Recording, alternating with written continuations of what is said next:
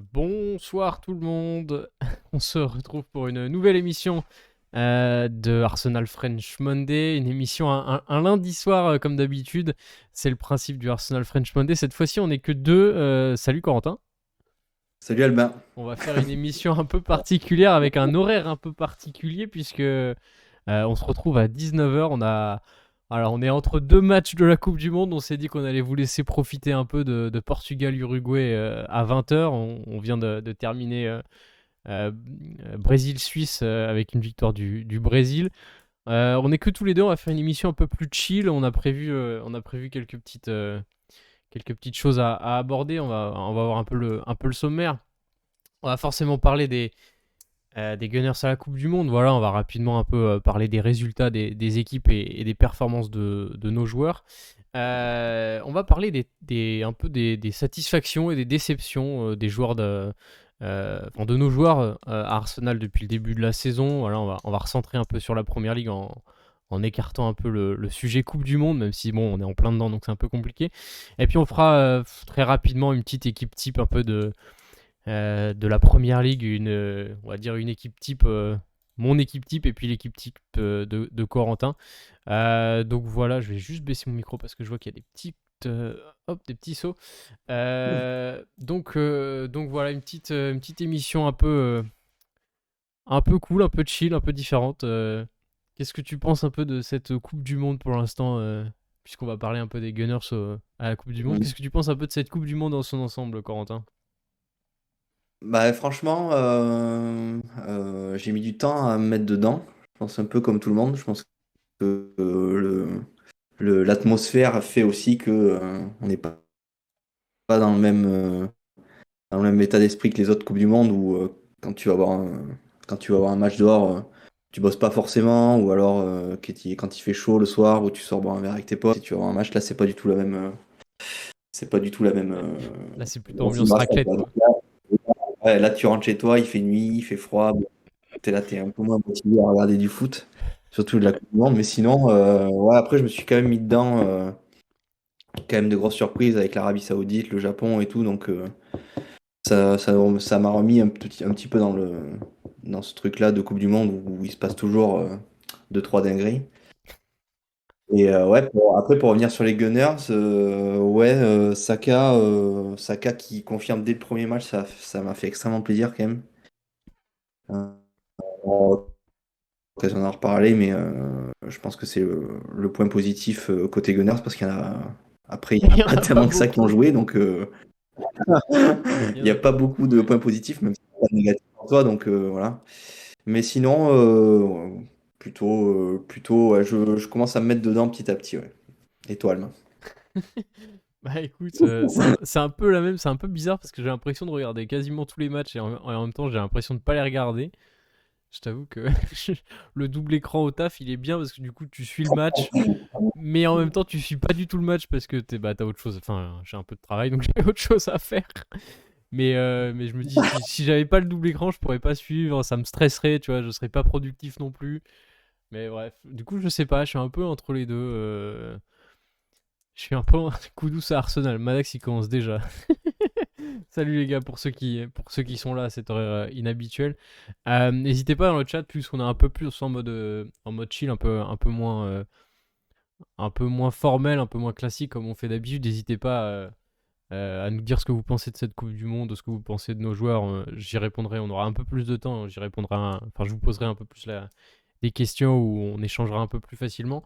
Mais pour revenir sur ta question, Corentin, non, c'est vrai que bah, à part les matchs de l'équipe de France où là vraiment on est à fond, on regarde vraiment le match, y a rien d'autre à côté, on va dire. J'ai un peu de mal avec cette Coupe du Monde. Je pense que les matchs aussi sont pas exceptionnels, à part aujourd'hui. Les matchs sont pas exceptionnels dans le contenu. C'est très tactique, c'est des matchs de Coupe du Monde, hein. Il y a de l'enjeu dans tous les matchs. C'est compliqué de. Enfin, faut pas perdre, hein, tout simplement. Du coup, c'est un peu. Ouais, c'est un peu. Je sais pas. Je suis un peu, je suis un peu comme toi. J'attends de me mettre encore vraiment, vraiment, vraiment dedans. Je pense qu'à partir de la dernière journée des phases de poule, il y a de l'enjeu dans quasiment tous les groupes, à part le Brésil et la France, où il y a déjà le premier qui est. Enfin, en tout cas, il y a déjà une nation de qualifiée, mais il y a vraiment de l'enjeu dans tous les groupes, et je pense que ça va être assez exceptionnel finalement. Je suis pas sûr d'avoir vu d'autres Coupes du Monde avec des enjeux dans tous les groupes, en fait, tu vois. Il y avait de l'enjeu dans certains groupes, mais là, j'ai l'impression que c'est tous les groupes où c'est ultra ouvert. Genre, pour parler de l'Angleterre, bah, il y a un Angleterre-Pays de Galles là pour finir, il y a un USA-Iran, et au final, même si l'Angleterre a 4 points, tu vois, bah, on sait pas ce qui va vraiment passer en fait. Donc, je trouve ça assez intéressant dans ce sens-là. Je sais pas si t'as un souvenir, toi, d'une Coupe du Monde aussi serrée dès les phases de poule en fait. Serré, serré, non, je pense pas. Après, je sais pas toi, mais moi, par exemple, l'équipe de France, là, bon, j'ai suivi les matchs, j'étais super heureux quand ils ont gagné, mais j'étais pas non plus fou de joie ou je sautais dans tous les sens. Je pense que ça va venir après, À partir des par la huitièmes. suite, mais ouais, je pense. Après, il y a tellement ce comparatif avec France-Argentine en 2018 qui est, en termes Ouais. d'émotion, qui est incomparable dans la vie Mais, de supporter de France, que j'ai du mal à me lâcher, tu vois. mais tu vois, je sais Je sais pas. pas. Tu vois, pourtant, c'est pas une finale, c'est pas un moment. On va dire, ça a compté dans la compétition, mais tu vois, genre, ça fait partie des matchs où je me souviendrai toute ma vie où j'étais ce match-là, tu vois. Juste grâce, hein, Ah ou oui. à cause du but de Ah ouais, Pavard, en fait, tu vois. Genre, c'est pareil. Et- alors que c'était qu'un huitième de finale, mais le 4-3, le but de Pavard, enfin, bref. Mais c'est vrai, et puis en plus, on était l'été, on buvait un peu plus de bière que de café. Ouais, Euh, ouais. Mais sinon, pour revenir à ta question du fait que ce soit serré ou pas, c'est vrai que maintenant que je me rappelle, je vois pas trop d'équipes qui sortent du lot pour l'instant au niveau du jeu. Donc c'est vrai que pour l'instant, on a l'impression que, c'est assez homogène, ouais.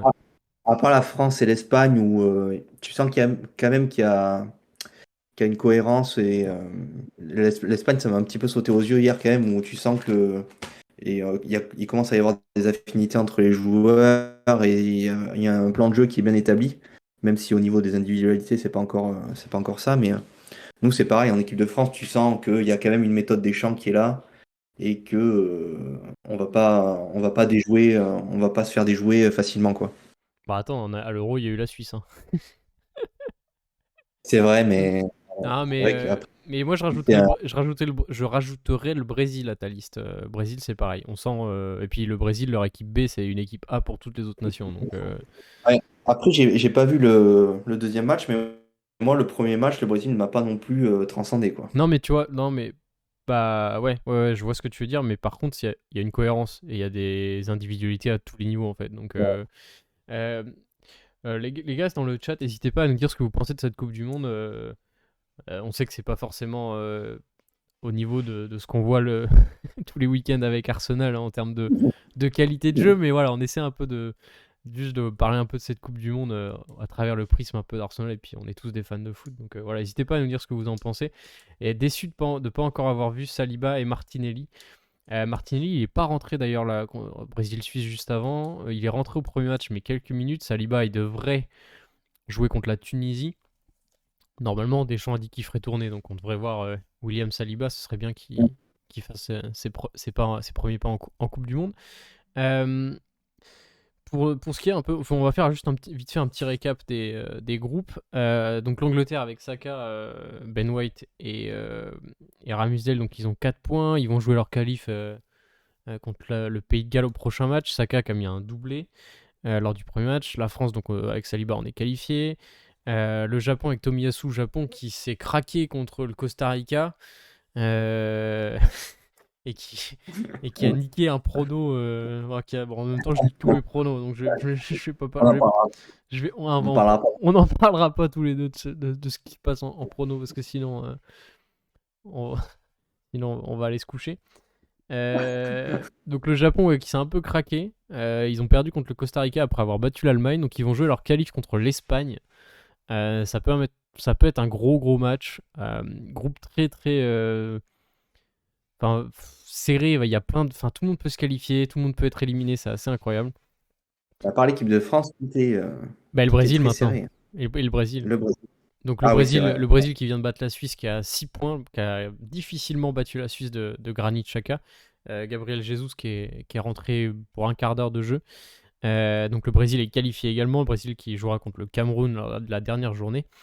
La Suisse contre la Serbie. La Suisse qui, pareil, peut se qualifier, peut encore se qualifier et peut encore être éliminé également.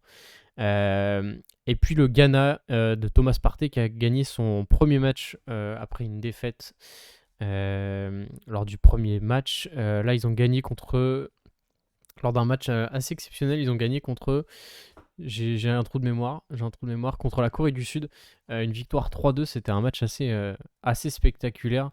Euh, j'ai loupé tous les buts parce que je bossais, mais je voyais les résultats avancer. Je me disais, bon, bah mince, j'ai encore loupé un but.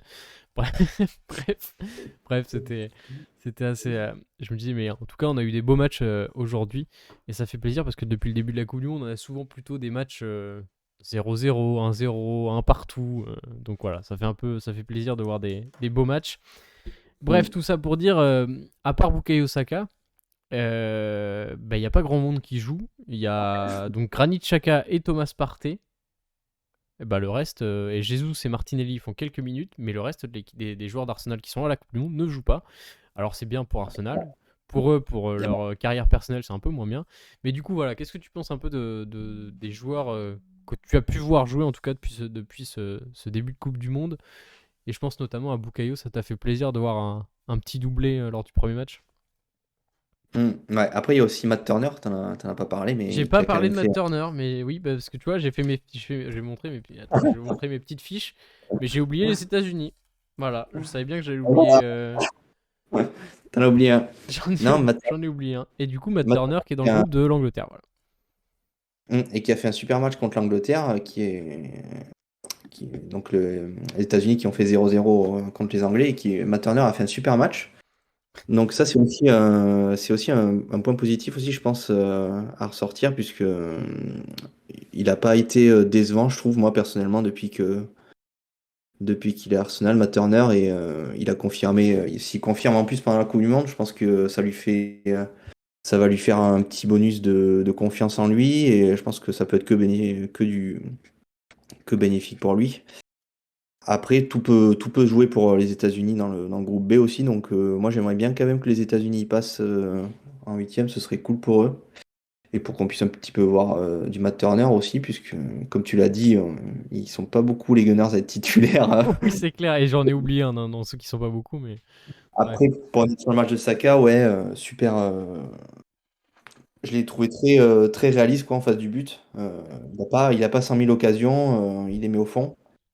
En plus, deux super buts. Donc, même si l'adversité en face, c'était pas top top, l'Iran l'Iran a laissé vachement d'espace, je trouve, quand même. Alors que c'était quand même une équipe qui avait.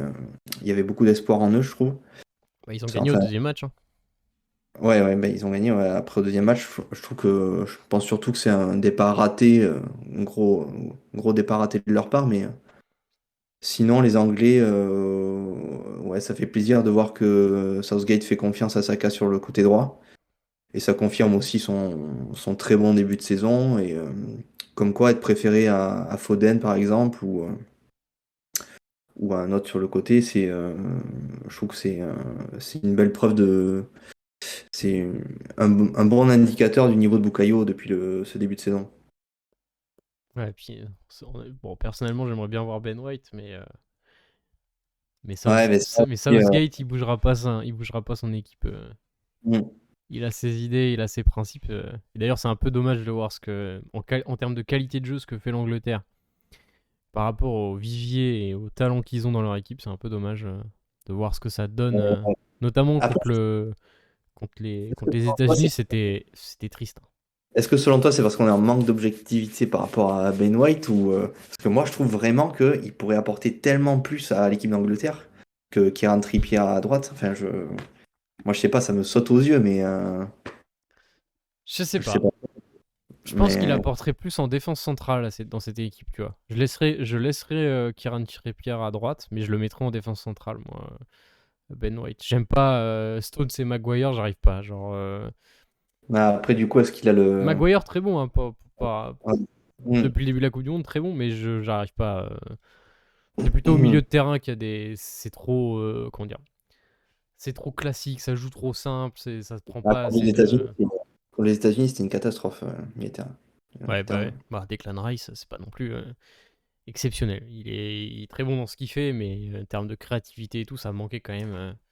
Surtout quand tu Mm. vois Foden, Grealish qui sont sur le banc, ça fait un peu mal à la créativité pour l'équipe d'Angleterre. Mais sinon, pour les autres joueurs, est-ce que tu as pu voir Xhaka, Partey jouer si tu veux que je te refasse mon analyse sur Thomas Partey, hein, je peux, hein, mais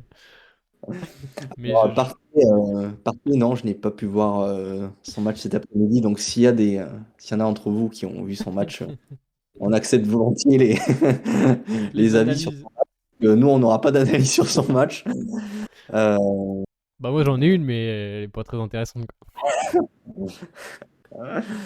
euh, Victoire du Ghana, voilà. C'est, Donc Thomas Partey a bien joué. Voilà, c'est tout ce qu'on bah, peut dire. sinon, ouais, c'est triste, mais à part Saka, là, que je viens de dire, Turner, gros match contre l'Angleterre. Voilà, quoi. Tomiyasu. Bah, Tomiyasu il a fait une grosse deuxième mi-temps contre l'Allemagne, mais sinon, c'est pas assez pour juger vraiment en 45 minutes comme ça. Bon, on sent qu'il est fragile encore physiquement. j'étais étonné de pas le voir au moins rentrer face au Costa Ouais, Rica, mais ouais, surtout que c'est quand même un pilier de l'équipe japonaise et on s'attendait vraiment à le voir. ouais, c'est On clair. s'attendait- Mais c'est pareil, le sélectionneur japonais qui met pas Minamino non plus, alors que c'est des noms que nous on connaît parce qu'ils jouent en Europe, mais bon, voilà, il connaît mieux son effectif que nous, hein. C'est juste qu'on aimerait bien du coup voir un peu plus Tomiyasu, tant qu'il ne se blesse pas.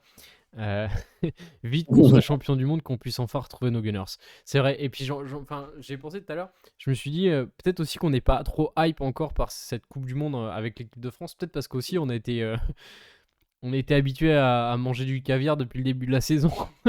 Et que du coup, on se dit, putain, on était en Ouais. plein.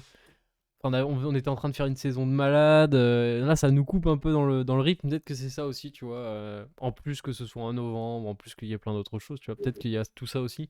Et qu'on va rentrer un peu plus tard dans la compétition quand quand ce seront les huitièmes de finale plutôt. Euh, bon, j'ai envie de dire j'ai envie de dire au final pour les Gunners à la Coupe du Monde, bah, on a quasiment fini en fait parce que on n'a pas grand-chose de plus à dire.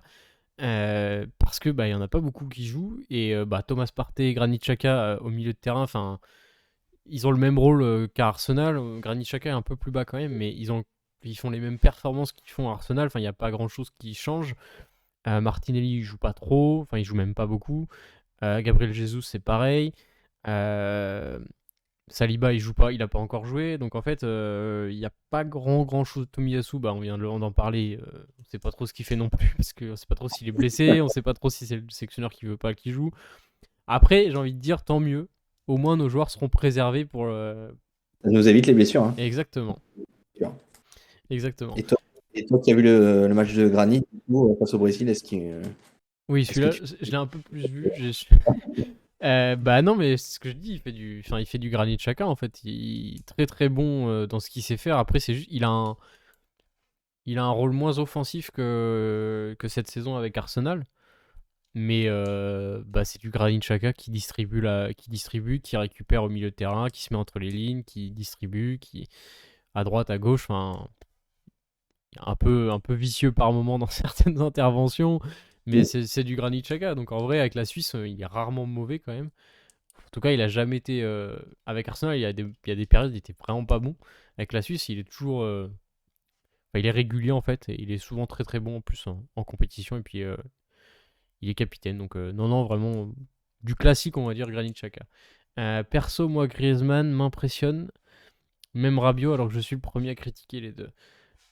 Ouais, bah là, on s'écarte un peu d'Arsenal encore une fois, mais c'est vrai que Griezmann, je sais pas ce que t'en as pensé, mais Corentin, mais moi j'ai beaucoup beaucoup aimé le match de Griezmann. Il y a une période, on l'annonçait à Arsenal, hein, mais c'était il y a Ouais, longtemps. c'est vrai. Après, moi, j'étais très sceptique du niveau de Griezmann avant la Coupe du Monde. Parce que c'est vrai que pour l'Euro, je trouvais que c'était ça. Pour l'Euro, il était dans la pire période de sa carrière, je pense, où il était moins influent dans le jeu et puis il était pas offensivement, il était plus dans le dur. Mais là, sur les deux premiers matchs de Coupe du Monde, je retrouve vraiment le Griezmann 2018 et ouah, ça fait vraiment plaisir parce que qu'est-ce Ouais. qu'il était fort. Là, Il le dernier match contre le Danemark, qu'est-ce qu'il était fort, impressionnant. influent défensivement, il fait les retours. Ouais, c'est vrai que. Fait les retours et puis la passe qu'il fait pour Kylian là, cette passe-là, elle est incroyable. Bah, et Mais puis sur le premier match, ça s'est pas trop vu, mais là, contre le match contre le Danemark, les coups de pied arrêtés, mais oh là là, c'était des ah ouais, caviars à ouais, chaque fois, hein. c'est pas trop vu enfin, par rapport à ceux de Kylian, c'est sûr que c'est le jour à la nuit. Parce que je sais pas qui lui dit à l'entraînement de D'aller continuer tirer. de faire ses coups de pied arrêtés, mais c'est une cata. Mais Griezmann, ouais, franchement, et puis il est redescendu sur le terrain, plus en rôle de milieu, limite 8 hein, des fois. Et franchement, ça lui va pas plus mal. Ouais. On arrive à quasiment 25 minutes d'émission. On va parler un peu d'Arsenal. On va parler des grosses Allez, satisfactions. Bah ouais, on va un peu changer de la Coupe du Monde. Mais voilà, on va parler des grosses satisfactions de ce début de saison. Il y en a beaucoup. On a les, juste après, je vous le mets à l'écran. Juste après, on a les quelques déceptions, mais ça va aller vite parce qu'il y en a pas beaucoup. Et pour les satisfactions, on va essayer d'en faire que 3 chacun, histoire que ce soit assez concis et qu'on qu'on parle pas de tous les joueurs. Parce que sinon, on pourrait passer 2 heures à parler individuellement de chaque joueur. Vas-y, je vais te laisser commencer tes 3 joueurs, voilà, qui t'ont le plus marqué sur ce début de saison. Et les trois qui m'ont. je te laisse 2 options en plus, histoire de se dire, bon, mention les encouragements du conseil de classe pour 2 autres. Mention honorable. Bah déjà, faire un top 3 mine de rien, c'est pas si facile que ça. Bah, t'as vu Mais le je vais début faire de saison qu'on fait. par affinité du coup. Vas-y, vas-y, vas-y. Par affinité, je fais Ben White, Granit Xhaka et l'autre c'est très très dur. Mais William Saliba, quand même si c'est obvious, mais bon, je le dis quand même. Et Ok, en mention honorable, ouais, je pense que Gabriel Jesus et Odegaard, je pense. ok. Ah, t'étais Voilà. obligé de mettre haute garde. Et là, je me dis que j'ai ni dit Saka ni Martinelli. Je suis un gros fou, quoi. Mais ouais. Mais par affinité, c'est ça qui me vient en premier, puisque Saka et Martinelli, c'était plus déjà la saison dernière. Là, cette saison, c'est vraiment ceux-là qui m'ont marqué, quoi. Ouais. Ah bah, j'allais dire, n'hésitez pas dans le chat à mettre un peu votre top 3. Alors, satisfaction Saliba. On s'est trop habitué, mais c'est un monstre. Et Didier Deschamps serait bien inspiré de s'en rendre compte. White, impressionnant, surtout en arrière droit. Personne ne l'attendait là. Partez, tout simplement parce que sans lui, c'est plus le même Arsenal. Et mention spéciale, Gabriel Jesus et Chaka. Bon, Ça, je vais, en fait, on a les mêmes, quoi. Genre, forcément. je vais quand même justifier, mais enfin, je vais dire pourquoi j'ai dit cela. Vas-y, vas-y. Ben White, parce que il s'est adapté à un nouveau poste, je trouve, à une vitesse fulgurante. Et ça rejoint, en fait, ça rejoint un peu ce que Arteta disait dans le documentaire All or Nothing. C'est un joueur qui a une capacité d'adaptation et une intelligence de jeu qui est, je trouve, hors du commun et qui est vraiment très rare. Et je pense que vraiment, il y a très peu de joueurs en première ligue qui ont cette intelligence-là. Et parce qu'il y a pas beaucoup de joueurs qui sont capables de changer de poste comme ça. Et franchement, et pour le niveau qu'il a à ce poste-là, franchement, c'est incroyable. Parce il défend très bien. Et en plus de ça, il se projette très bien devant. Et Je il a sais pas. progressé au fil de la saison sur son côté offensif, on va dire. C'est ça, je crois qu'il a 2 passes D, je suis pas sûr. Une ou deux, je sais plus exactement. Je sais plus non plus, mais. Mais dans ses courses aussi, où il libère énormément d'espace pour Bukayo aussi. Ouais, il y va à fond, quoi. Je sais plus, il y a cette action-là où il fait une grosse course sur le côté droit qui sert juste qui permet juste à Bukayo de faire le centre. Et ça fait une passe D pour Jesus, je crois, ou pour Martinelli, je sais plus exactement. Mais bref, derrière, ça fait but. Et franchement, c'est Ben White là-dessus, vraiment gros, gros chapeau. Ensuite, Chaka, ben, parce que Chaka, je pense que c'est une histoire. En fait, c'est plus par rapport à Ouais, l'histoire avec ouais. le joueur qui est incroyable. Et franchement, offensivement, il est extraordinaire. Il donne tout sur le terrain. Et franchement, il fait la saison de sa vie. Et franchement, je vois vraiment. Des fois, j'exagère quand je dis que c'est le meilleur milieu de terrain de première ligue. Mais il y a, à part Kevin De Bruyne, tu vois, et il y a très, très peu de joueurs qui sont capables de se projeter comme il fait depuis le début de saison. Donc vraiment, Granit extraordinaire. Et en troisième, Saliba, parce que bah, Est-ce qu'il y a besoin d'expliquer, ouais. qu'est-ce que tu veux que je te dise? Qu'est-ce Ouais, que tu veux que je te dise? c'est clair.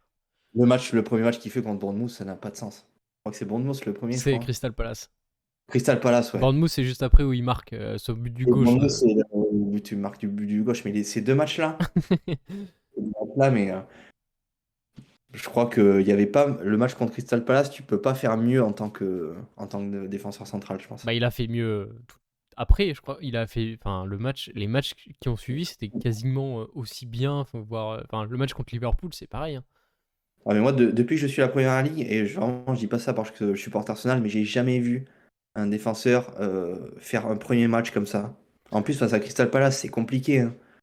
Surtout Euh, chez eux, premier match de la saison, ouais, c'est clair. Compliqué et incroyable. Bah, on avait vu Dani Ceballos contre Burnley, tu vois, qui avait fait un match exceptionnel. Oui, c'est vrai, ouais. On s'était dit, c'est le crack du terrain. Il putain, il était incroyable. Et puis après, bon, on a plus rien vu. Heureusement que Saliba n'a pas fait pareil. Saliba, c'est un cheat code, ouais, c'est clair. Non, C'est pas, Saliba, c'est pas le gars, c'est pas possible. Bah, c'est moi, pas- j'avais mis Granit Xhaka en premier. Ouais, ouais, Bon, c'est après, pas. j'avais mis un ordre, mais voilà, c'est l'ordre dans lequel ça m'est venu. Mais on va dire que c'est l'ordre aussi. Il y a beaucoup de sentiments. Enfin, c'est très sentimental la manière de. Et comme tu disais, pour Granit Xhaka, c'est même chose que toi, c'est pour l'histoire en fait. L'histoire Hmm. qu'il a avec Arsenal, cette saison, comme tu as dit, c'est la saison de sa vie. Enfin, vraiment, tu, tu peux que apprécier toutes les photos qu'on peut voir de lui, toutes les célébrations qu'on peut voir de lui. Il est à fond. Mentalement, Arteta l'a changé. Le joueur a changé techniquement, offensivement, défensivement. C'est plus du tout la même chose. Enfin, franchement, on peut. Enfin, comme tu dis, hein, en tout cas de, sur ce début de saison, en tout cas sur ces 14 premiers matchs, c'est le meilleur milieu de première ligue, en tout cas dans son rôle. Hein, voilà, parce que. Mais il faut qu'il continue comme ça. S'il continue comme ça et que Thomas Partey à côté continue comme ça également et se blesse pas, on a moyen d'aller très très loin et d'aller titiller City pour le titre. On sait qu'on ne peut pas parler de titre parce que voilà, on n'est pas favori, on est que outsider et on a de la chance d'être là et on profite de ce début de saison.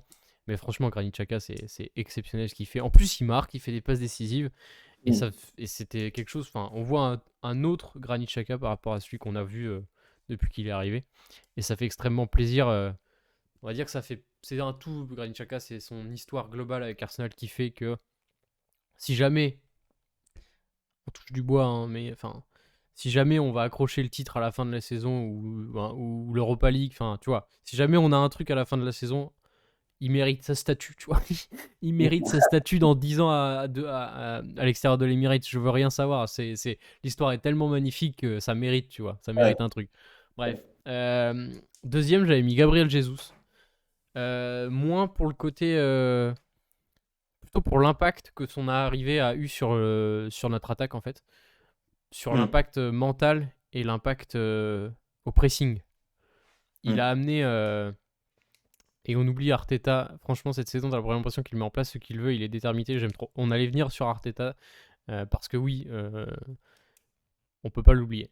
J'avais mis Gabriel Jesus, ouais, pour l'impact qu'il a eu en fait sur l'équipe. Je trouve qu'il a apporté quelque chose en mode on lâche rien. Tu vois, l'attaquant le numéro 9, c'est le premier qui est au pressing et jamais il arrête. Donc Hmm. forcément, quand tu vois ton numéro 9 qui n'arrête pas et que si t'as le malheur de pas le suivre, il t'engueule, tu vois, normal, hein. Enfin, tu fais pas des efforts pour rien, et que du coup, ça te donne toute l'équipe qui bosse ensemble pour presser et récupérer le ballon le plus vite possible. Rien que pour ça, tu vois, ça change de ce qu'on a. Alors, respect à Monsieur Lacazette, hein, mais c'est pas du tout le même joueur par rapport à, Ah bah ça a rien. enfin, Gabriel Jesus, c'est pas du tout le même genre par rapport à Lacazette. Et donc voilà, juste pour ça, j'aimerais bien qu'il ait un peu plus de statistiques, même si on n'en a pas besoin. Mais juste pour lui, pour sa confiance personnelle, j'aimerais bien qu'il ait juste un tout petit peu plus de statistiques. Ouais. Et qu'il nous plante une saison à 10-15 buts avec les passes décisives qui vont avec. Et en troisième, bah, j'avais mis Saliba, hein. Je pouvais pas faire autrement que de ne pas Obligé. mettre Saliba à la... Pareil, l'histoire, elle est folle. On l'achète alors que le club va pas bien. On le fait pas, on le prête direct à Saint-Etienne pour qu'il finisse la saison. Il y a l'histoire avec Saint-Etienne et la Coupe de France, on veut pas le laisser repartir là-bas. On le prête à Nice, on le prête à Marseille. Tout le monde veut qu'il joue. On sait pas s'il va rester. Les Marseillais en font des caisses parce qu'ils ont pas compris que c'était un prêt sans option d'achat. C'est vrai que c'était fou quand même. C'était fou. Non, franchement, Saliba, puis bon, le début de saison qu'il fait, il y a, voilà, hein, c'est magnifique. C'est le meilleur défenseur qu'on ait eu depuis Ben White et Gabriel Magalhaes. Enfin bref, depuis Ben White et Gabriel. Donc en fait, on a nos meilleurs défenseurs depuis 10 ans, depuis Koscielny et Mertesacker. Et encore, ceux qu'on a actuellement, je les mets au-dessus de Mertesacker et Koscielny. Et puis en mention spéciale, j'ai mis Ben White et Martinelli. Parce que Ben White, monsieur régularité, trop fort. Tout le temps, trop fort. Il a pas de point faible. Il a pas de match où il est nul. Il fait que des gros matchs et il s'améliore tous les matchs. Donc t'es obligé de le mettre. Et Martinelli, bah, parce qu'il fait la saison de. Il a pareil, il a une très très belle histoire aussi. Il progresse, il a toujours très vite. On a été le chercher en D4 brésilienne. Il arrive, C'est vrai. il explose avec ce but face à Chelsea, tu vois. Il se pète pendant 6 mois, plus, hein, quasiment un an. Il revient, il est encore plus fort, il arrête jamais. Ça doit être un enfer de défendre contre lui. Il arrête jamais. Il prend le ballon, il t'attaque, il prend le ballon, il t'attaque, il part, s'il perd le ballon, il vient te titiller les chevilles. Enfin, ça doit être un enfer de jouer contre lui. Et Moi, en je trouve que plus, ouais, vas-y. c'est dans sa finition. Moi, je suis désolé, je te coupe, mais c'est Ouais, dans ouais, sa ouais. finition. C'est dans sa finition, je trouve, où il a vraiment progressé de fou, je trouve. C'est-à-dire que à chaque fois qu'il est devant le but, il tire, il marque, quoi. Enfin, c'est impressionnant. Et encore, il a encore des progrès à faire dans ce domaine-là. Et il y a encore des progrès à faire en plus, ouais, mais franchement, pof, et il a. Comme quoi, Klopp avait raison. Mais il Il l'a avait quelque vu, chose. hein. Ouais, Il a- ouais. franchement, il avait quelque chose. Bah, je sais plus. Moi, il y a un but qui m'a marqué. Je sais plus. Je crois que c'est le but l'année dernière. Je crois que c'est l'année dernière. Où il a fait un peu à la Thierry Henry. Il met un plat du pied en une touche. Petit filet opposé. Ah, je crois que c'est Enroulé. contre. Parfait. Je crois que Genre c'est vraiment le but parfait. contre Leeds, là. Je crois que c'est contre Leeds, celui-là, il me semble. Je sais plus. Mais le but. Enfin, techniquement, la Mhm. finition, c'est parfait. Ouais, ouais. Ouais, c'est parfait. Ouais. Non, mais franchement, Et du coup, vu que Madax nous parlait d'Arteta, tu veux dire un mot sur Arteta? ben, Arteta, il y a tellement de choses à dire en vrai sur Mikel Arteta. En vrai, c'est beau en fait de nous voir réussir parce que je trouve que ça montre que quand tu laisses quand même du temps à un entraîneur de mettre en place sa philosophie, eh ben, au bout d'un moment, ça fonctionne quoi. Parce que ça Bah. a mis du temps, ça a Ouais. mis ça a mis 2-3 ans quoi, au final pour arriver là où on est. Bah, regarde Klopp avec Liverpool, hein, c'est pareil, hein. Klopp, c'est pareil, on lui a laissé le temps et c'est ce qu'on s'est évertué à dire à tous ceux qui disaient Arteta out, même si moi, à un moment donné aussi, j'étais sceptique ou je trouvais que sur son choix des hommes était vraiment, à un moment donné, c'était vraiment, vraiment problématique. Mais au final, je pense que il a vraiment prouvé que c'était l'homme de la situation et que effectivement, il fallait, à un moment donné, quand il disait, je crois, au bout de 6-8 mois où il arrive, il se dit, ben, désolé, mais il va me falloir encore 7-8 joueurs à des postes clés avant de pouvoir faire ce que je veux faire.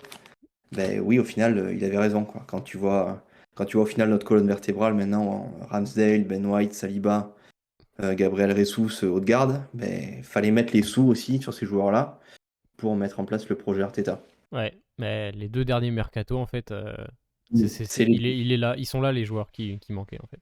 c'est les deux derniers mercatos, Ah, tiens. mais vraiment les deux derniers mercatos sont pour moi quasi parfaits, quoi. Parce que Ah oui, oui, oui. Ah oui, oui, et, clairement. À et part, en fait, on va parler des flops, mais ouais, il y ouais, en a un d'ailleurs qui est dans ces ouais, joueurs-là. Mais il y en a deux d'ailleurs. Et il y a Tavares aussi qui est pas un... Bon, ouais. il joue pas cette saison, mais c'est un peu un flop aussi. En tout cas, il a un talent pur, mais je pense pas qu'il va rester avec Arsenal. On sait jamais, hein, mais je pense pas qu'il ait le niveau Ouais, on pourra en parler dans tactique. les. Tactique. Euh, Vous attendez qui au mercato? On veut des noms. Alors, on va faire les flops et on va parler du mercato juste après. Euh, Vas-y. D'ailleurs, juste dernière mention spéciale, j'en ai rajouté une parce que voilà. Mais pareil, t'as parlé d'Odegaard, je veux parler d'Odegaard. Alors, Ouais, je vais juste dire mention spéciale Odegaard parce que c'est le capitaine et que il pourrait faire beaucoup mieux sur beaucoup de situations, mais c'est notre meilleur buteur. Voilà, rien que déjà ça. c'est vrai. Et il est tellement facile techniquement, mais purée, si je pouvais avoir un pied gauche, bon, je suis droitier, mais si je pouvais avoir un pied gauche comme le sien, mais moi je serais pas en train de vous parler maintenant, mais mais son pied gauche, C'est c'est incroyable. Enfin, voilà. c'est l'ADN d'Arsenal en fait. C'est la continuité de Cazorla et Ozil, quoi. C'est ce joueur-là. Bah, On parle, Dennis Bergkamp. Enfin, ouais, non, mais on parle de ce genre de niveau technique, quoi. ouais, C'est beau, c'est très beau. c'est très très très très beau. Les flops, je te laisse commencer. 3 aussi ou Bah, il y en a beaucoup moins, mais vas-y, 3 et puis tu t'expliques de toute pourquoi façon, on les est 3. d'accord que le flop, the main flop, Mais c'est encore, je précise avant que tu le dises, quand on parle de flop, c'est très relatif, hein. ouais, Le terme est très péjoratif et c'est pas forcément des vrais flops, c'est juste par rapport à ce qu'on peut attendre d'eux et par rapport au reste de l'équipe. Voilà pourquoi ce sont ouais, des flops. on Vas-y, n'est je te laisse. pas en train de dire que c'est des horreurs non plus, surtout Ouais, c'est que clair. pour 100 000 au Conga. euh, Surtout que les premiers matchs, j'avais défendu parce que je trouvais qu'il avait quelque chose, mais c'est vrai qu'après, sur la suite, ouais. Et ensuite, en flop, c'est compliqué, hein, en flop, parce que après, c'est dur. Parce que après, du coup, c'est dur de parler de flop. Et oui. Mais je dirais quand même Zinchenko. C'est Ah très ouais. dur, hein, mais je vais dire Zinchenko quand même. Et, Ah, tu vois, je m'attendais pas du tout à Zinchenko. ouais, et aussi, c'est très dur, mais. Ouah. Allez, Ketia, allez, mais c'est très très dur. Vraiment, ça Vas-y, va être très dur. vas-y, mettez aussi dans le chat, mettez vos. Je vais faire le fameux signe des guillemets, mais mettez vos flops. Histoire qu'on voit Et, si on pense tous aux mêmes personnes et voilà. Pourquoi du coup ces trois là? pourquoi ces trois-là? Lokonga, ben, d'abord Lokonga parce qu'il a parlé. Fais Il a, thèse, antithèse, synthèse. Allez, vas-y, je t'écoute. il a trop parlé déjà, Sambi, et par rapport à ce qu'il a montré, et je trouve que il a un peu trop râlé parce que c'est sûr qu'il a le niveau technique. Franchement, dans le jeu technique, franchement, c'est un très bon milieu de terrain. Il a montré qu'il savait faire des passes transversales, qu'il savait toucher un joueur devant, qu'il savait casser des lignes. Mais je trouve que dans les matchs où on lui demande de prendre le jeu à son compte, vraiment, en fait, il se cache. Il s'est caché énormément de fois où, quand il fallait vraiment aller de l'avant, et ben, il faisait que des passes en arrière, ou alors il allait chercher Aleni à côté de lui ou Chaka. Et franchement, j'ai trouvé ça un peu décevant de sa part, alors qu'il avait l'opportunité de vraiment de se mettre en avant. Et c'est pour ça que je le mets en flop, même si foncièrement, il fait pas de match très mauvais, hein. Hmm. Il a pas un match catastrophique, hein, Sambi Lokonga. Mais c'est plus dans l'attente qu'on a de lui. Ouais, peut-être la dynamique du reste Et du ouais, groupe. par rapport au fait qu'il est un peu, qu'il est un peu, qu'il soit plein un petit peu de son temps de jeu, ça aussi, ça m'a un petit peu déçu par rapport à ce que chacun est parti apporte. Franchement, il y a un monde quoi, par rapport à Sambi Lokonga. Ensuite, Zinchenko, pourquoi je suis dire par rapport à Zinchenko? Ben, parce que il a été blessé, ok, c'est peut-être pas de sa faute, mais sur les matchs où il a joué, moi personnellement, j'ai pas senti l'apport que on pensait qu'il allait, l'apport offensif qu'on pensait qu'il allait apporter à l'équipe. Même, même défensivement, je le trouve pas extraordinaire, même si là, bon, on s'attendait vraiment, on s'attendait défensivement, on s'entendait à ça, mais après, voilà, plus Zinchenko, voilà, c'est très dur, hein, mais par rapport au match qu'il a joué, c'est sûr qu'il était blessé, on l'a pas trop vu, mais j'aurais aimé le voir vraiment plus offensif en fait. Je pense que c'est surtout ça en fait, beaucoup plus offensif sur les peu de matchs où il a joué. Et ensuite Eddy, bah, parce que Eddy, je le trouve pas, je le trouve incisif en fait, mais je trouve que il a vraiment très très bien mangé par rapport au run qu'il a eu face à Chelsea la saison dernière, et je trouve on l'a un peu précipité, numéro 14. Ouais, tu vas être la doublure de Gabriel Jesus. Tu vas pouvoir nous planter des buts en fin de match. Mais franchement, pour l'instant, je suis toujours pas convaincu. Je suis toujours pas convaincu par rapport. Si Gabriel Jesus se blesse, je suis vraiment toujours pas convaincu qu'il puisse Hmm. tenir son rôle dans un match décisif face à Manchester City, par exemple. Voilà. Ouais, c'est clair. Je lis vite fait avant de donner mes flops. Monax il me dit flop Tavares, encore trop foufou et ne joue pas comme un défenseur. Ouais, après Tavares, là on juge plutôt le début de saison, donc mais oui, c'est vrai que vu qu'il a été prêté, on peut considérer que par rapport à la saison dernière, c'est un peu un flop. Encore une fois, j'aime pas trop le mot, mais par rapport à ce qu'on attendait de lui. Lokonga, je lui en veux niveau mental parce que dans All or Nothing, ou même ses récentes sorties montrent qu'il accuse le coup plutôt que de s'y mettre, plutôt que de se remettre en question, peut-être que c'est ce que tu as voulu dire. Zinchenko, pas un flop, mais il me déçoit beaucoup sur les derniers matchs. J'attends plus d'un joueur de sa trempe, ça c'est vrai, c'est ce que tu disais, Corentin. One Love qui nous dit salut, les flops pour moi, Lokonga et Tomiyasu, il se fait manger par White à droite. Après, comme vous disiez, c'est pas vraiment des flops. Il faut mettre en perspective le terme de flop, c'est ce qu'on a fait tout à l'heure, donc c'est vrai que c'est encore une fois, hein, c'est pas vu le début de saison qu'on fait, on peut pas dire que. Et puis on est qualifié en Europa League aussi. Enfin, on a fini premier de notre groupe, on a qu'une défaite. On peut pas dire qu'il y ait vraiment de flop dans cette équipe. C'est juste par rapport à ce qu'on attend et puis plutôt par rapport à la dynamique de groupe qu'on peut parler d'un terme de déception. C'est pour ça dans les titres que j'avais fait, j'avais parlé de déception. J'avais pas parlé de flop. J'avais parlé de déception. C'est peut-être plus précis comme terme. C'est ça. Euh, Et Bah pareil, toi, hein. Bah moi bah, alors vas-y, je vais commencer. J'ai Lokonga. Bah pareil, parce qu'il m'énerve. Je sais pas pourquoi. Tu sais, il y a des joueurs comme ça en fait. T'as envie de leur dire mais bouge-toi le cul. Euh, En fait, tu vois, tu sens le potentiel. C'est ce que tu disais. Tu ouais, sens le gros potentiel du type. Il a la grosse responsabilité de devoir être le numéro 2 de Thomas Partey. Si Thomas Partey se pète, alors ok, il y a Mohamed El Neni, mais la logique qu'on a ou qu'on pourrait avoir, euh, c'est que Lokonga remplace Partey s'il se blesse, tu vois, et qu'il joue un peu le même rôle. Mais j'ai pas du tout envie de le voir jouer à la place de Partey en première ligue tous les week-ends, en fait. Je trouve que son langage corporel n'est pas celui de quelqu'un qui en veut. Euh, J'apprécie beaucoup sa manière sa technique.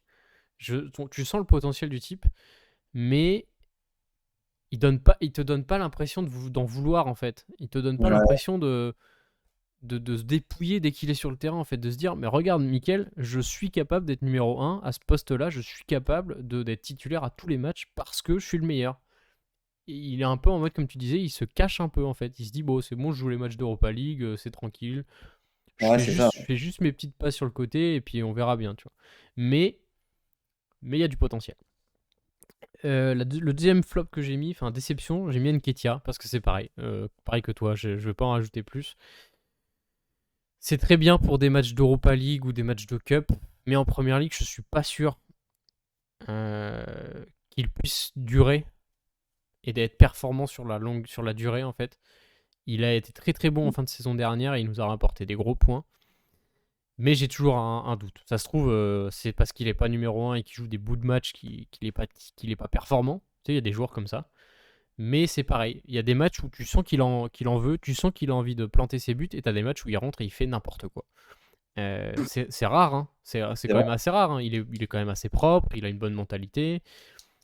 Mais c'est pareil, je suis pas sûr que pour l'effectif qu'on a actuellement et pour les ambitions qu'on a, ce soit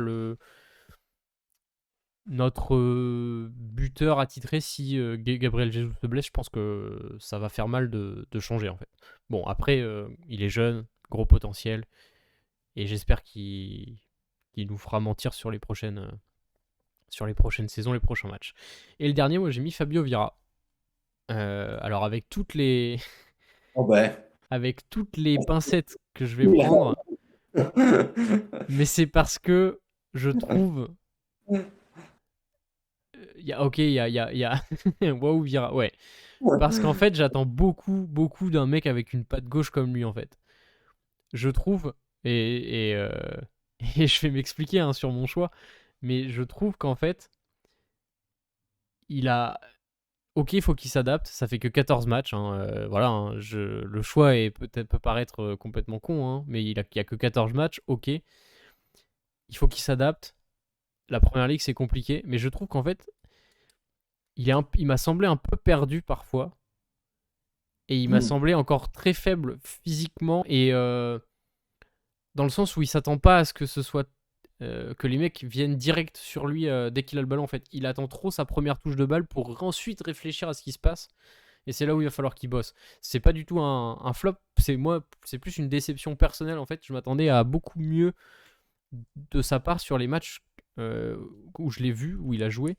Alors, son début, ses premiers matchs avec nous, ça a été très bon. Il a mis d'ailleurs un superbe but contre United, si je dis pas de bêtises. Brentford. Enfin bref, il a mis un super but contre Brentford. Il a fait des bonnes rentrées au début. C'est plus sur les derniers matchs où il a joué, où il est rentré, que je l'ai senti un peu moins dedans, il accusait un peu plus le coup. Alors je pense qu'il bosse beaucoup à côté et que du coup physiquement il pêche un peu sur les matchs de Première Ligue. On a vu que la passe décisive qu'il a faite là, lors du dernier match, ça lui a fait extrêmement plaisir et ça fait extrêmement plaisir à toute l'équipe. Mais voilà, ça reste qu'un avis après 14 matchs, ça sert à rien du tout. Mais c'est juste que moi j'aimerais qu'il en fasse un tout petit peu plus parce que je sens vraiment le numéro 8 extrêmement fort en fait, et avec un potentiel de malade et surtout une frappe. Il nous manque un joueur comme ça qui frappe de loin de plus souvent en fait. C'est lié à l'investissement? Non, pas du tout. Pas du tout. C'est juste moi personnellement, je sais pas, j'ai un ressenti sur ce joueur qui c'est plus personnel qu'autre chose, mais c'est pas du tout un flop hein, sur le début de saison. Et encore une fois, il vient du Portugal, va falloir qu'il s'adapte. Il a largement les capacités à s'adapter. Et c'est parce qu'en fait j'ai extrêmement envie de le voir réussir. C'est surtout pour ça en fait je pense que je suis un peu déçu, c'est que j'ai vraiment envie de le voir réussir. J'ai quasiment envie de le voir titulaire tout le temps, mais il y a Odegaard et là Corentin il va me dire non Odegaard tu le laisses où il est. Touche pas. Non mais voilà, c'est plus pour ça. Et j'espère que l'année prochaine je touche du bois encore une fois, quand on aura raccroché la Ligue des Champions, j'espère qu'il y aura un turnover un peu plus poussé et qu'il aura pris ses marques et voilà. Mais c'est plus voilà un ressenti personnel et je sais pas, je voulais mettre Fabio Vieira et puis je trouvais personne d'autre. C'est pas des flops de toute façon, c'est des petites déceptions comme on a dit. Il nous reste 7-8 minutes avant que ça commence. On va faire l'équipe type rapidement Ouais. hein. C'est éternisé au final, tu vois. Ben ouais, mais on va faire l'équipe type. Alors attends, faut que je prenne alors l'équipe type de Première Ligue. Voilà, on a Granit Xhaka qui, j'espère que tu l'as mis dedans. Oui. Mercato, mince, on n'a pas parlé du mercato. Oh là là là là. Bon attends, on va parler du mercato avant, rapidement. Alors, Mudryk, pour ou contre Alba? rien à foutre. Voilà, c'est clair. Vraiment, je suis pas sûr qu'en ailier on ait besoin. Enfin, ça dépend du prix. Voilà, je vais dire ça dépend du prix. Moi, je vais te dire, même avec un prix faible, Je sais pas. Mais Voilà, bon. exactement. J'attends que ça se... En fait, j'attends que ça se fasse. Si ça se fait et qu'on met pas beaucoup, tant mieux. Si ça se fait pas et qu'on le laisse partir ailleurs pour 85 millions, et bah très bien. Voilà, ça me... J'allais dire une expression de beauf, mais je vais la garder pour moi. Je vais dire que je m'en fous. Et qu'on verra ce que ça donne au mercato. Mais entre... Voilà. euh, on nous demande 2 noms. Moi, je vais pas dire 2 noms parce que j'aime pas faire ça. Mais en termes de, je vais parler en termes de poste et je te laisserai la parole après. En termes de poste, un milieu en cas de blessure de Thomas Partey. Et je sais qu'on a Sambi, je sais qu'on a El Neni, mais il nous manque un profil à la Partey, un mec hyper physique, hyper technique, qui nous permette de poser notre milieu en fait et de plus bouger, tu vois. Une fois que le mec il est là, l'équipe elle est haute, il dirige le truc et c'est un peu le chef d'orchestre, un peu la position un peu basse. Mais un mec comme ça, un mec comme Thomas Partey, ce sera dur à trouver, mais voilà. Et puis ouais, j'ai envie de dire un avant-centre, mais au final, on a Balogun qui est en prêt, qui va revenir. Ah On ouais. a Nketiah, on a Jesus, je sais pas. Je sais pas. J'ai envie de dire juste un milieu parce que l'équipe est déjà très très forte. Je sais pas. Vas-y, je te laisse Corentin. Peut-être que ça me viendra pendant que tu es en train de. Non, moi j'ai pas de nom parce que on parle de Tielemans tout le temps, mais franchement je sais pas.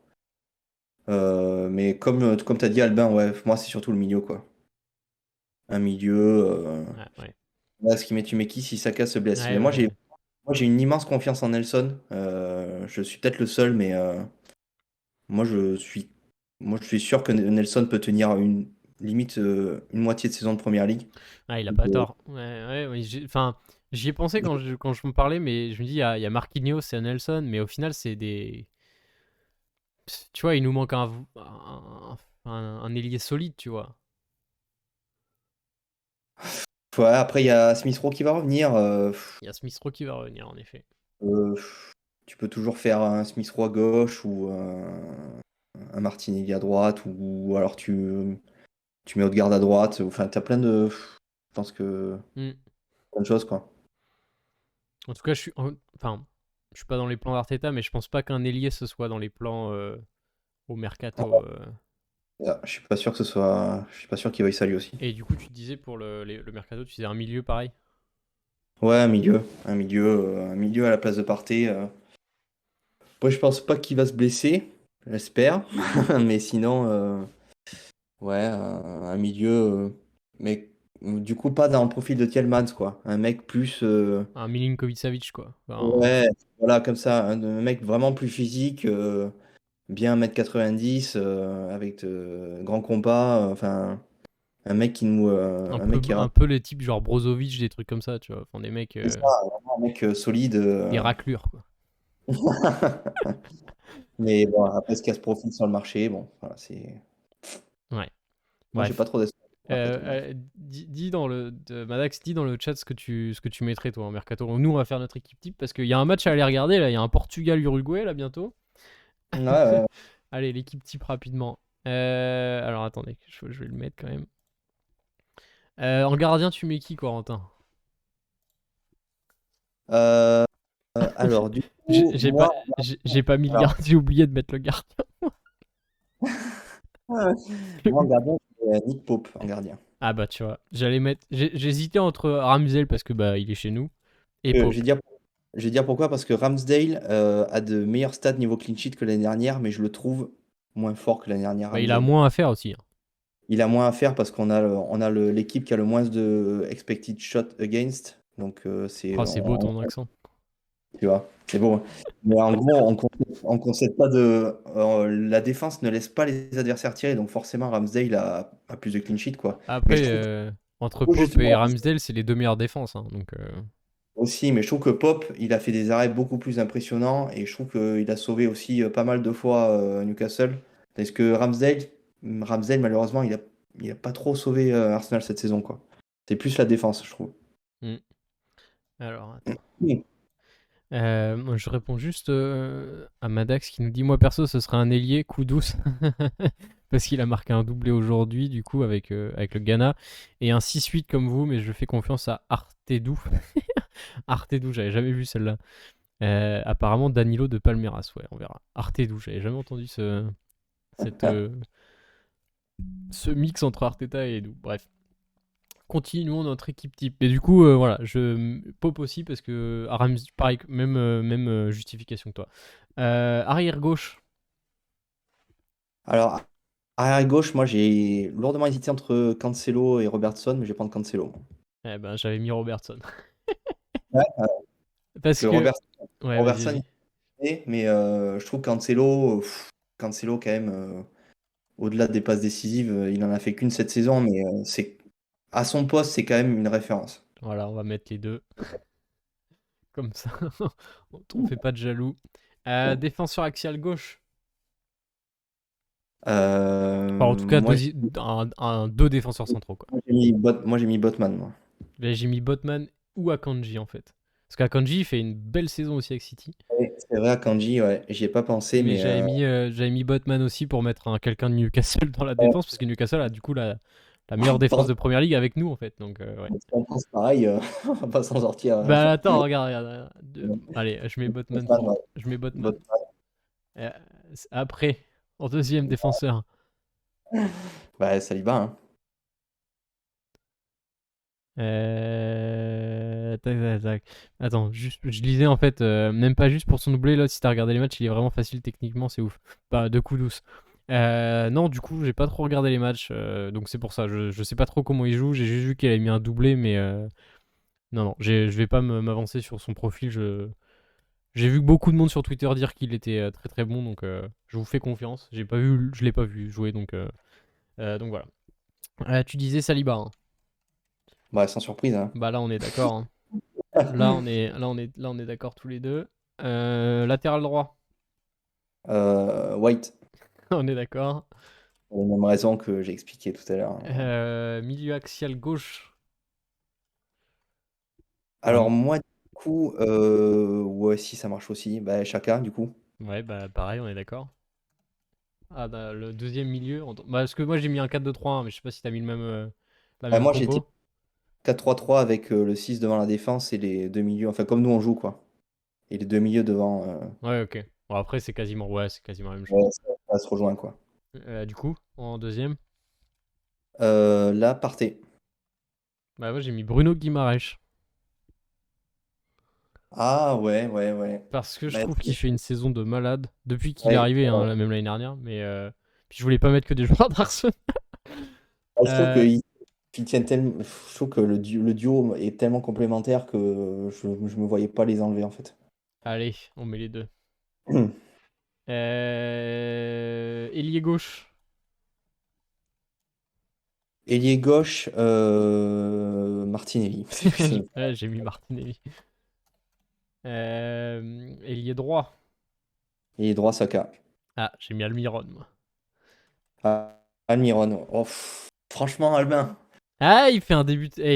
Sur le début de saison, franchement, il est propre, hein. Parce qu'au final, Saka, quand tu vois ce qu'il fait par rapport au nombre de fautes qu'il se prend, je trouve Oui, que c'est oui, quand même. oui, non, mais tu vois, c'était juste pas pour faire. Moi, je parle pas. Oui, non, mais voilà. Après, on peut faire deux équipes, tu vois. Mais je me dis par rapport au début de saison, par rapport à ce que fait Almiron, par rapport à ce que fait Newcastle, tu vois. Bon, voilà. Après, bien évidemment, hein, Saka, très, très, très, très fort, hein. Mais c'était juste parce que je voulais pas faire une équipe que Arsenal, tu vois. Je me suis Ah, dit, bah, on est premier. je me dis, On faut est que je. premier. Mais oui, oui, mais Newcastle est troisième quand même, tu vois. Bref, et les deux derniers, donc en numéro 10. En 10, mais De Bruyne. Ouais, pareil. Parce que je pense que c'est l'année ou jamais pour lui s'il veut péter le record de passe D. Et je pense qu'il peut Et, le faire. et il a un numéro 9 qui s'appelle. Et le numéro 9 en face de lui, bah voilà. Là, je pense qu'il n'y a pas de débat, c'est Erling L'autre Haaland. l'autre cyborg. J'aime trop notre équipe, j'ai zéro objectivité. Bah oui, oui, oui, je sais, mais moi aussi, mais je me suis dit, vas-y, mets un peu des joueurs de Newcastle quand même.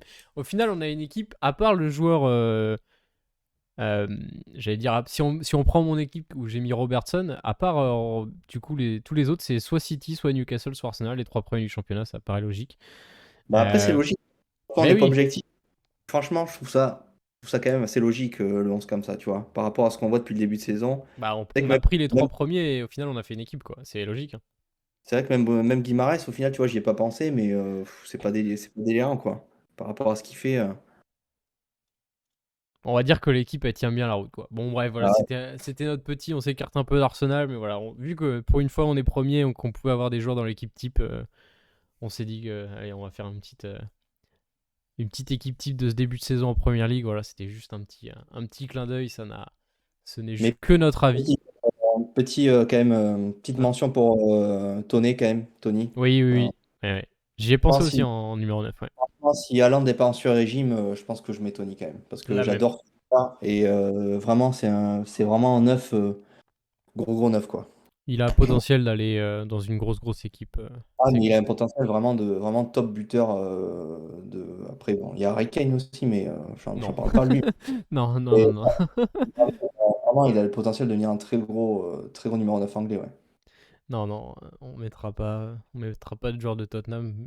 Alors, on n'aurait pas eu de mal à en mettre, hein, mais vu le jeu qu'ils produisent, c'est pas possible en fait. Les années Eriksen, Dele Alli, Harry Kane, il n'y avait pas de souci parce que ça jouait très bien et voilà, avec de l'objectivité, il n'y avait pas de souci. Mais là, vu le jeu Ouais, qu'ils produisent, faut pas déconner quoi. On va pas mettre un joueur de Tottenham alors qu'on aime trop le foot pour ça, exactement. Voilà, ce sera le mot de la fin. Et nous, on va aller se exactement. mater un petit Portugal-Uruguay pour finir parfaitement la journée.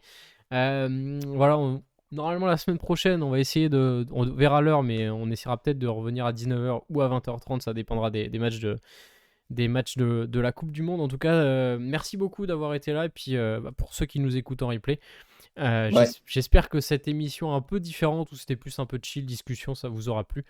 Et voilà, on se retrouve la semaine prochaine. Il y aura peut-être, on essaiera peut-être de faire un tier list, soit attaquant, soit milieu, soit défenseur. Voilà, je pense que Corentin, s'il est pas là la semaine prochaine, on fera pas les attaquants pour lui laisser le soin d'être dans l'émission pour ce tier list là.